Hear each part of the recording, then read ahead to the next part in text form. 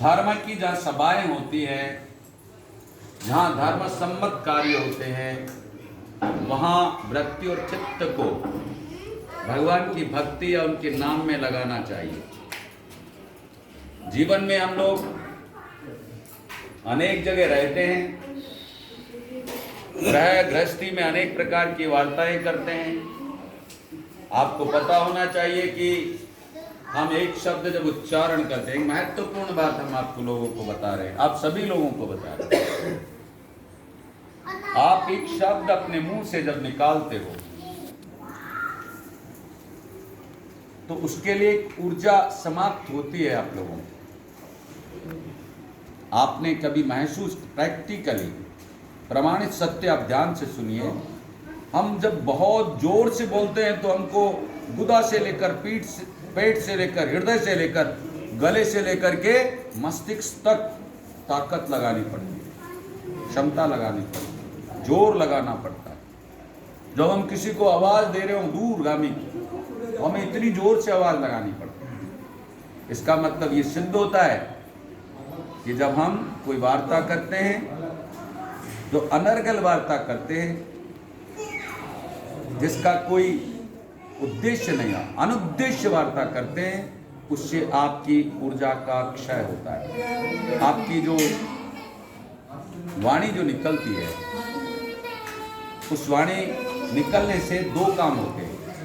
एक निरर्थक ऊर्जा का संग्रहण होना और एक सार्थक ऊर्जा का संग्रहण होना। मतलब एक सार्थक ऊर्जा आप में आती है और एक निरर्थक ऊर्जा आप में आती है। तो बेकार में जब आप वार्ता करते हैं तो निरर्थक ऊर्जा आप पर हावी होती है, और जब आप अच्छी वार्ता करते हैं तो सार्थक ऊर्जा आप में आपको प्राप्त होती है, आपके अंदर संग्रह होता है उसका। वार्ता नहीं होना चाहिए। बसंती लाल जी से बोलो कि बोलते बहुत हैं लोग। और भगवान रामचरित्र के विषय में जैसा कि हमारे कुलपति महाराज जी ने अवगत कराया कि मैं आप लोगों को इसके विषय में कुछ अवगत कराऊं। मैं इतना बड़ा कोई पंडित, ये कार्य है पंडितों का, मैं कोई बहुत बड़ा पंडित नहीं हूँ जो इस पर कोई व्याख्या कर सकूं, लेकिन जितना मुझे अब तक मैं इस विषय में महसूस कर पाया हूँ, जितना मैंने इसका ध्यान किया है, उस ध्यान से जो मुझे ज्ञान हुआ है उसके विषय में आपको मैं बताना चाहता हूँ। भगवान राम की व्याख्या इस रामचरित्र पुस्तक में भगवान तुलसीदास जी ने विश्लेषित की है, विश्लेषण किया है। भगवान वाल्मीकि, ऋषि वाल्मीकि ने ऋषियों द्वारा, महात्माओं द्वारा, ईश्वर के अवतारों द्वारा जो संदेश श्राप के रूप में, वरदान के रूप में एवं दृष्टांत के रूप में हमको जो आज मिलता है, वो इसलिए मिलता है कि उन्होंने उन सब का संग्रहण किया और उसके आधार पर श्रीमद् वाल्मीकि रामायण का लेखन किया। किस पर? पत्थरों पर। सबसे पहले रामायण का लेखन कहाँ हुआ? पत्थरों पर, पाषाण शिलाओं पर किया गया। क्योंकि उस समय जब ये रामायण लेखन हुआ, उस समय ऐसी लेख पद्धति हमारे यहाँ नहीं थी, कंठाग्र पद्धति थी। मतलब शिष्य से शिष्य के द्वारा आपको किसी विषय, किसी शास्त्र या किसी पुराण को कंठस्थ करवाया जाता था, मतलब बुलाया जाता, प्रतिदिन उसके पाठ किए जाते थे ताकि आपको याद आ जाए, स्मृति में आ जाए। जैसे किसी कविता को आप लोग जब अपने सब्जेक्ट में पढ़ते हो तब उसको बार बार याद करते हैं, तब वो आपको याद हो जाती है। उस तरह से आपको लेकिन उसके बाद में जब दूसरा युग आया, जब वर्ण शब्दों का उदय हुआ, तो फिर उस समय पाषाण पर लकीरें खींचकर और इस तरह से रामायण के उन श्लोकों को लिखा गया, पहाड़ों पर लिखा गया, शिलाओं पर लिखा गया।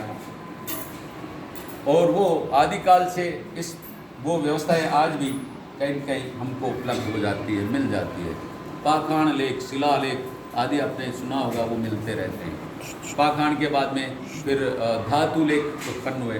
धातु लेख के बाद में भोजपत्र, पत्र लेख उत्पन्न हुए। भोजपत्र के बाद जब बहुत सारा आज से 150 साल 200 साल पहले जब कागज़ का निर्माण सीख लिया तो कागज़ों पर लेखन चालू हुआ।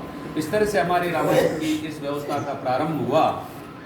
रामायण क्यों लिखी गई, समाज में इस रामायण का क्या महत्व है, शायद ही आप लोग, बहुत सारे लोग जानते होंगे, पठन रोज करते होंगे आप लोग।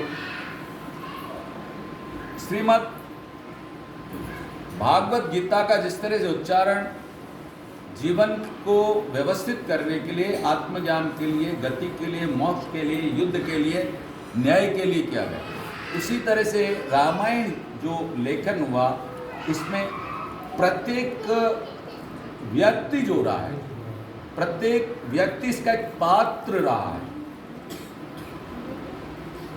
जब इसको हम देखते हैं कि दशरथ एक पात्र रहे, वशिष्ठ एक पात्र रहे, जनक एक पात्र रहे, इंद्र एक पात्र रहे, विश्वामित्र एक पात्र रहे, रावण एक पात्र रहे, और भविष्यण, कुंभकर्ण, जितने भी लोग हैं इस रामायण के पात्र रहे। जीवन का उनका अभिनय रहा है। अभिनय कैसा रहा? कोई न्याय के लिए लड़ रहा है, कोई गरीबों के उत्थान के लिए लड़ रहा है, कोई शास्त्र के लिए लड़ रहा है और कोई शस्त्र के लिए लड़ रहा है, कोई अपनी ताकत के लिए लड़ रहा है, क्षमता के लिए लड़ रहा है, कोई शक्ति के लिए लड़ रहा है, कोई स्त्री के लिए लड़ रहा है, कोई परिवार के लिए लड़ रहा है, कोई राज्य के लिए लड़ रहा है।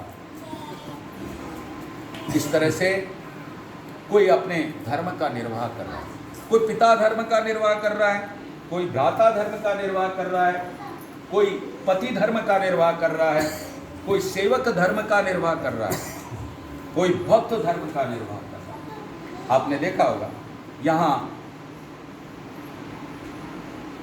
भरत शत्रुघ्न को निमित्त बनाया गया कि राम भरत या शत्रुघ्न के कारण वन में चले।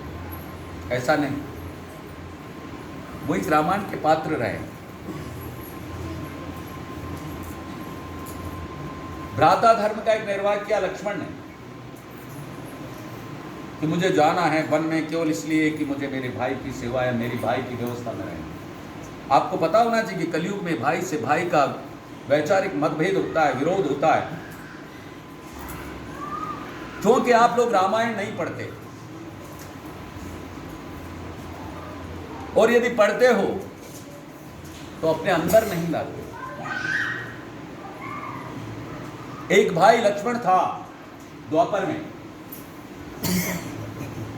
उनको राजा दशरथ ने कोई वनवास तो नहीं दिया था,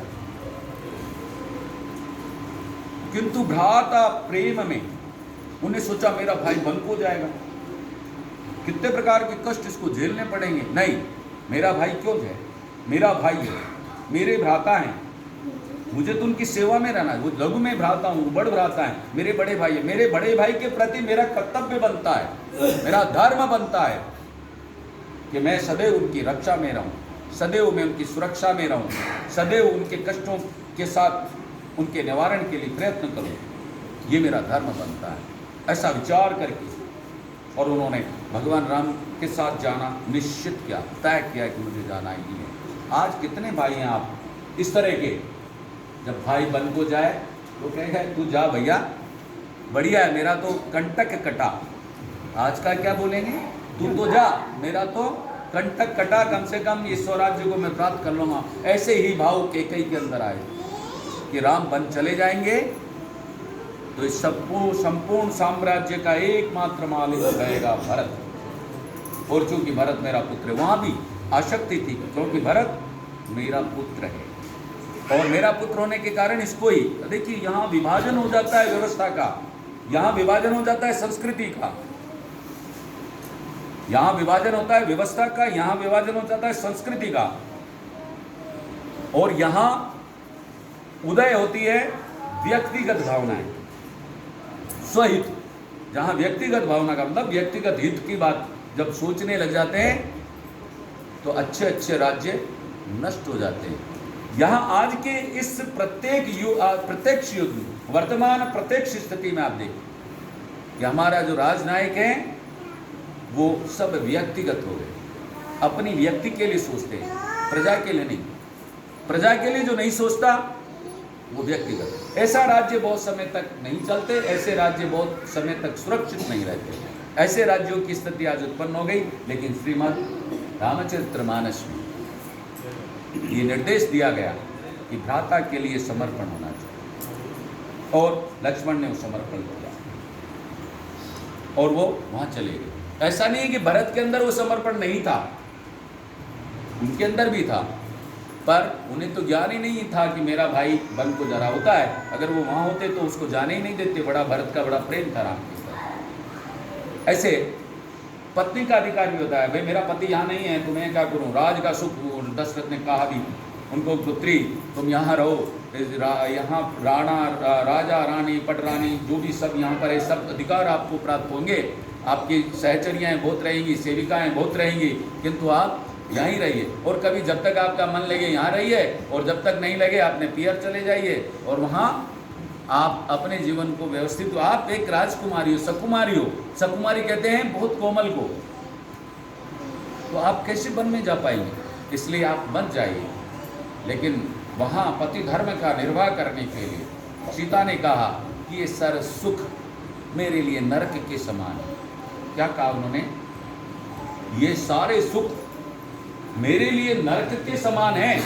जिस तरह नरक में जीव को कष्ट प्राप्त होता है, ऐसे ही मेरे पति के बिना ये मेरा जीवन, यहाँ जिन सुख सुविधाओं की आप बात कर रहे हैं उसमें भी मुझे नरक के समान कष्टों को मैं धारण करूंगी और उनको प्राप्त करूंगी। अतः मैं मेरे पति के साथ ही, चाहे वो वन में जाएं चाहे वो राज्य में रहें, पर मैं उनके साथ ही मेरा जीवन का धर्म निर्वाह, पति धर्म का निर्वाह करूँ। ये पात्र है। पत्नी ने अपने उस पात्रता का प्रयोग किया, उस पात्रता को जिया, जीने के लिए उन्होंने संकल्प लिया और वो चले गए। अब रावण को देखें, संक्षिप्त है, रामायण है मेरे सामने, बहुत बड़ा ग्रंथ है, इसको एक दिन में पढ़ा भी नहीं जा सकता, विश्लेषण करना तो बहुत दूर की बात है। इसलिए मैं संक्षिप्त में, रावण को अहंकार था, स्वयं भू ममस्स स्वयं भू रावणस्य कृत्वं सर्व लोकेन जीवित लोकेन विजयत। कहा है कि सारे लोगों पर मैं अंदर विजय प्राप्त कर लूँगा और यही मेरा साम्राज्य। वो भूल गया कि शरीर तो नश्वर है, एक दिन नष्ट हो जाएगा, फिर किस पर साम्राज्य करेगा। ये इस व्यवस्था को प्राप्त करने के लिए उसने न्याय धर्म परायण मार्गों को छोड़ दिया, क्षमता को बढ़ाने और विस्तार करने का प्रयास किया, जैसे कि आज चाइना करता है। इससे प्रतीत होता है जो जो विस्तार करने की नीति रखते हैं एक दिन लंका की तरह नष्ट हो जाते हैं। अब मैं आपको घोषणा कर रहा हूँ आज